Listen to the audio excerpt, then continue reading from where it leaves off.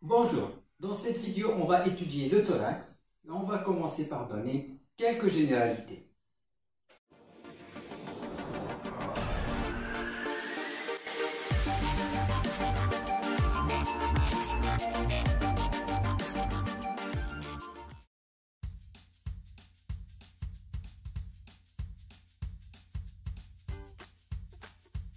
Voilà grossièrement la région thoracique.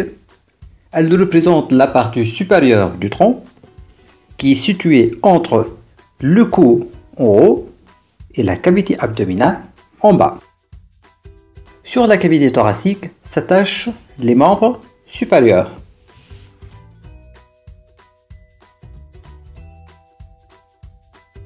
Et comme vous remarquez, la cavité thoracique elle est séparée de l'abdomen par un vaste muscle plat qu'on appelle le muscle diaphragme.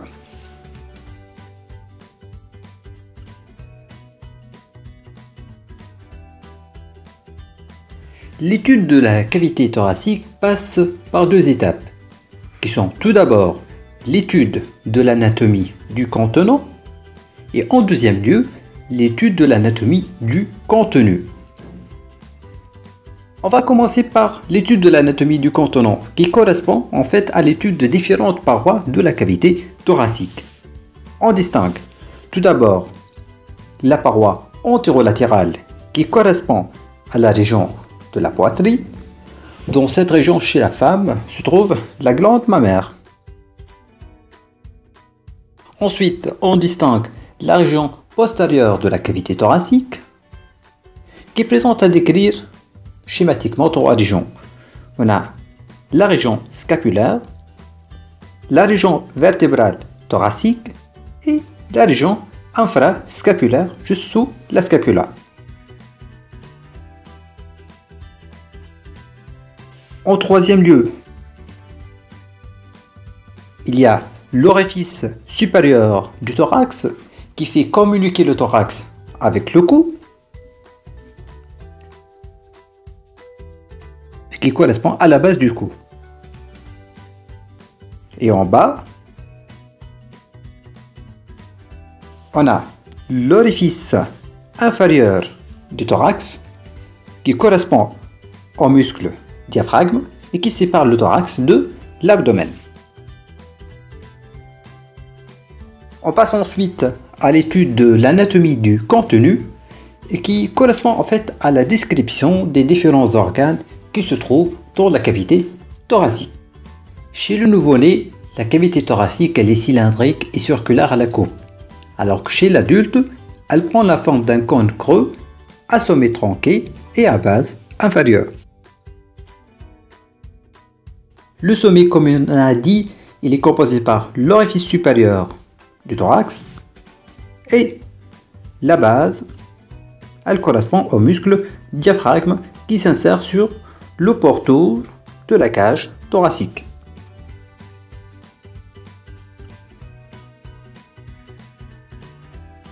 On va détailler maintenant les limites de la cavité thoracique. La cage thoracique est limitée en haut, et on le répète une deuxième fois, par l'ouverture crânienne du thorax. En bas, par le muscle diaphragme. En avant, la cage thoracique elle est limitée par le sternum et par les cartilages costaux. Latéralement, par les côtes, par les muscles intercostaux et par les muscles de la paroi du tronc, comme par exemple le muscle dentelé antérieur.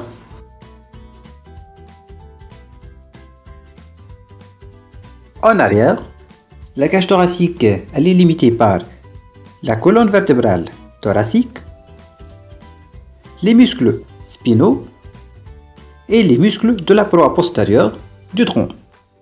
Concernant les dimensions de la cavité thoracique, on va commencer tout d'abord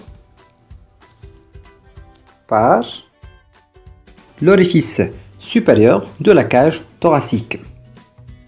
Le diamètre transversal il est de 11 cm et le diamètre antéro-postérieur il est de l'ordre de 5 cm. Au niveau de l'orifice inférieur, le diamètre antéro-postérieur il est de l'ordre de 12 cm, tandis que le diamètre transversal il est de 26 cm. La hauteur de la cage thoracique, c'est-à-dire la distance entre l'orifice supérieur et inférieur, elle est de l'ordre de 12 cm en avant, 33 cm latéralement et de 27 cm en arrière.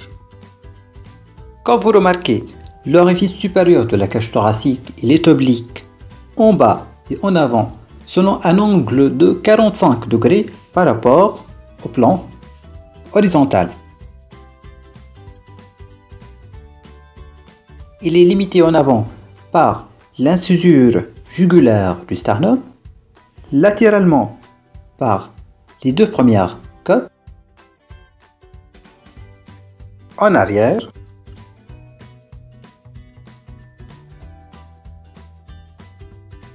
il est limité par la première vertèbre thoracique.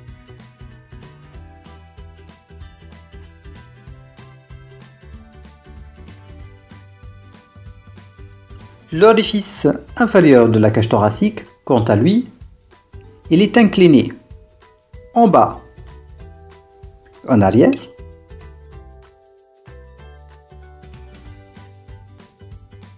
il est fermé par le muscle diaphragme, il est limité en avant par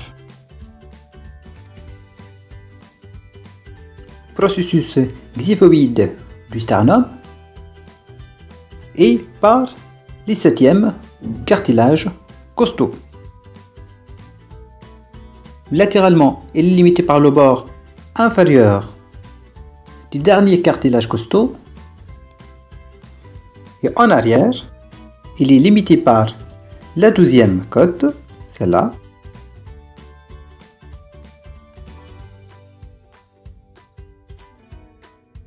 et par la 12e côte ainsi que par la 2e vertèbre thoracique.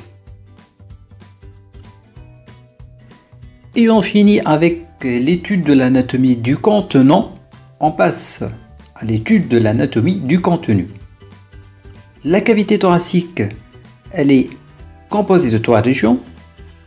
On distingue 2 régions pleuropulmonaires et une région médiane qui s'appelle le médiastin. La région pleuropulmonaire, elle est située entre la paroi thoracique, en avant, latéralement et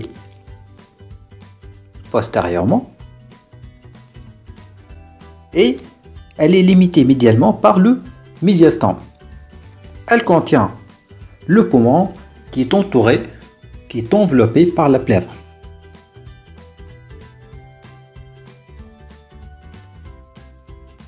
La région médiastinale, elle, c'est la partie médiane du thorax qui est située entre les deux régions pleuropulmonaires.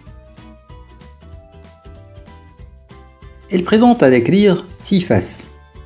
La face antérieure qui répond au plastron sternocostal, c'est-à-dire au sternum, au cartilage costaux ainsi qu'aux côtes.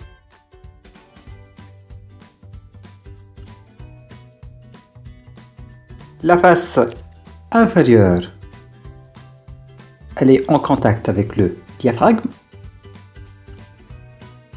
La face supérieure du médiastin, elle répond à l'orifice supérieur de la cage thoracique. La face postérieure du médiastin, elle est en contact avec la syphose, c'est-à-dire cette concavité de la colonne vertébrale thoracique. Et finalement, il y a les deux faces latérales du médiastin qui répondent aux cavités pleuropulmonaires. Vous devez juste ici faire un peu d'attention pour voir quelques rapports tout simplement. Voilà, ici c'est le sternum. Voilà le sternum. Le bord supérieur du sternum, qui correspond à l'incisure jugulaire du sternum, il se projette sur, voilà, la deuxième vertèbre thoracique. Le bord supérieur du sternum, il se projette au niveau du bord inférieur de la deuxième vertèbre thoracique. On a un deuxième repère qui est l'angle entre le manubrium sternal et le corps du sternum. C'est cet angle-là. Il se projette au niveau du bord inférieur de la quatrième vertèbre thoracique. Tandis que, voilà, le processus xiphoïde, il se projette au niveau de la dixième vertèbre thoracique. Il faut savoir également que la face inférieure du médiastin qui est en contact avec le diaphragme, dans sa partie médiale, je veux dire c'est dans le centre, elle se prolonge, donc elle est en regard de la huitième vertèbre thoracique. Et en bas, elle peut atteindre jusqu'à la douzième vertèbre thoracique. Vous voyez, en fait, le médiastin, il se prolonge juste dans cette partie profonde également. Je vais atténuer un peu le diaphragme, voilà. Vous voyez, en fait, le médiastin, il descend juste en bas, allant jusqu'au niveau de la douzième vertèbre thoracique. Donc voilà. Je vais essayer de vous le schématiser. Donc, voilà. Donc le médiastin, il descend jusqu'à cette partie-là.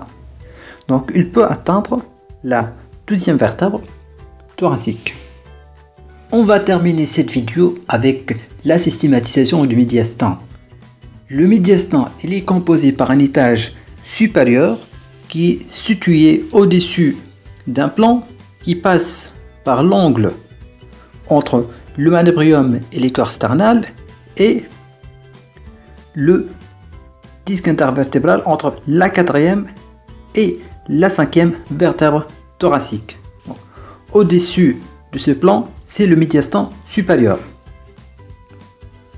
Au-dessous de ce plan, il y a le médiastin inférieur, qu'on peut le diviser en trois étages. Ce que j'ai coloré en rouge, c'est le médiastin antérieur qui est situé entre la face postérieure du sternum en avant et la face antérieure du péricarde en arrière. Il y a le médiastin postérieur qui est cet espace-là. Il est limité en avant par la face postérieure du péricarde et en arrière, il est limité par le rachis thoracique. Juste une remarque que le médiastin postérieur, il s'étale, voilà, la cinquième vertèbre thoracique et il va jusqu'à la douzième vertèbre thoracique. Le médiastin postérieur, en quelque sorte, il se prolonge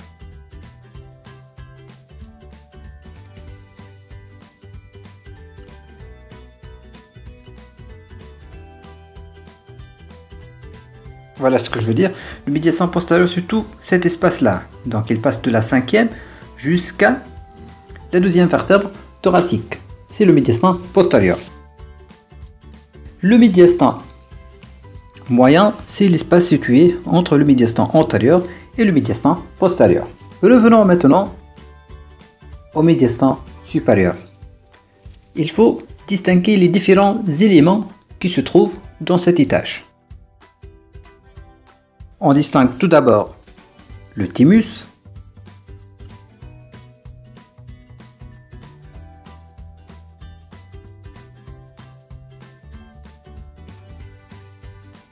voilà la veine cave supérieure avec sa division. Après, la veine cave supérieure elle va se diviser en le tronc veineux brachiocéphalique droit et le tronc veineux brachiocéphalique gauche.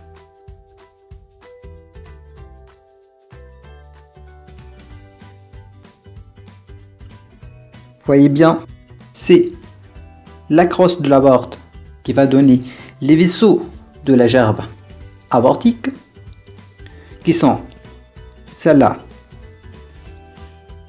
Si je vous le montrer. Donc, le tronc artériel brachiocéphalique, cette branche c'est l'artère carotide commune gauche et on a l'artère subclavière gauche.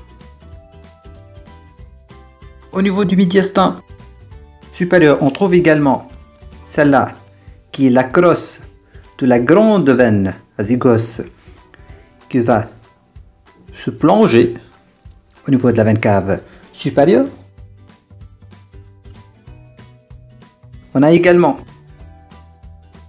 celui-là qui est le nerf phrénique.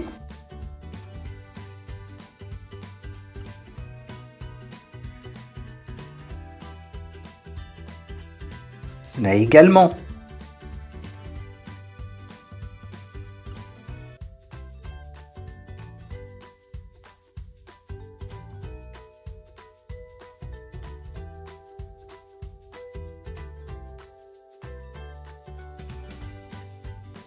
voilà le nerf vague droit ainsi que celui-là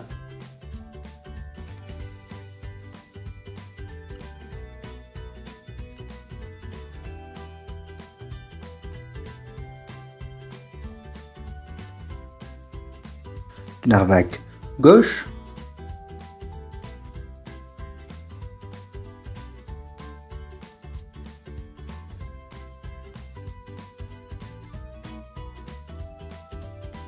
Vous voyez en fait, voilà le nerf vague qui va descendre et qui va passer au-dessous de la crosse de l'aorte pour former le nerf récurrent gauche. Voilà. Et voilà le nerf récurrent gauche. Donc le nerf récurrent, on appelle également le nerf laryngé gauche. Il se trouve également au niveau du médiastin supérieur. Au niveau du médiastin supérieur, on trouve également celui-là qui est l'œsophage et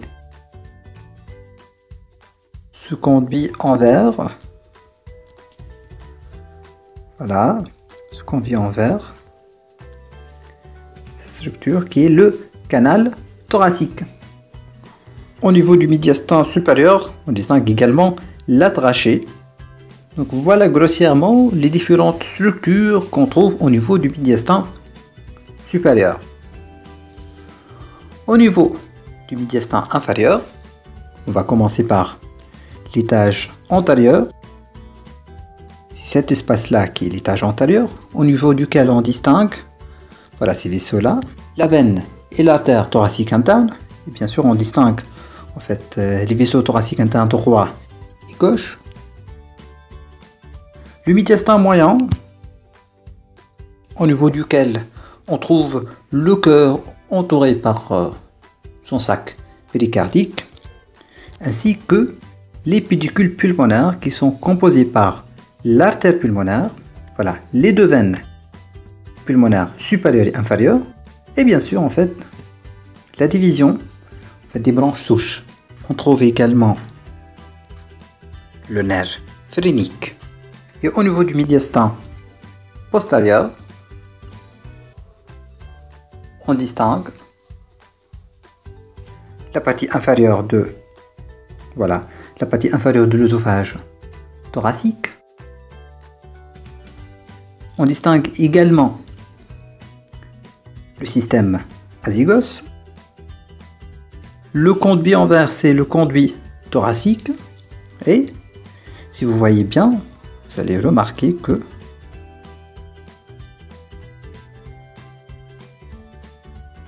il y a l'aorte thoracique descendante qui passe également par le médiastin postérieur.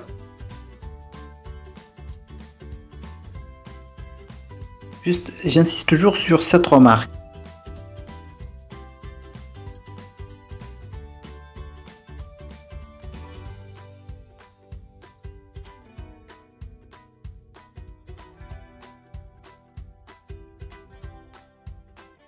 Voilà, en fait, c'est le médiastin postérieur. Comme vous remarquez, en fait, il y a cette partie profonde qui est limitée en avant par, voilà, ce segment-là qui est limité en avant. Voilà, c'est cette partie-là. C'est cette partie qui est limitée en avant par le muscle diaphragme et en arrière par la colonne vertébrale thoracique. Cet espace, on l'appelle l'espace inframédiastinal postérieur. Donc c'est une partie déclive postérieure au niveau duquel on trouve, comme toujours, il va y avoir l'œsophage thoracique, l'aorte thoracique, ainsi que le canal thoracique, juste en vert, en plus des nerfs splanchniques. J'espère que tout était clair. Si vous avez apprécié cette vidéo, n'hésitez pas à vous inscrire sur ma chaîne YouTube. Et n'oubliez pas, vous pouvez regarder, il y en a pas mal d'autres vidéos assez intéressantes. À bientôt.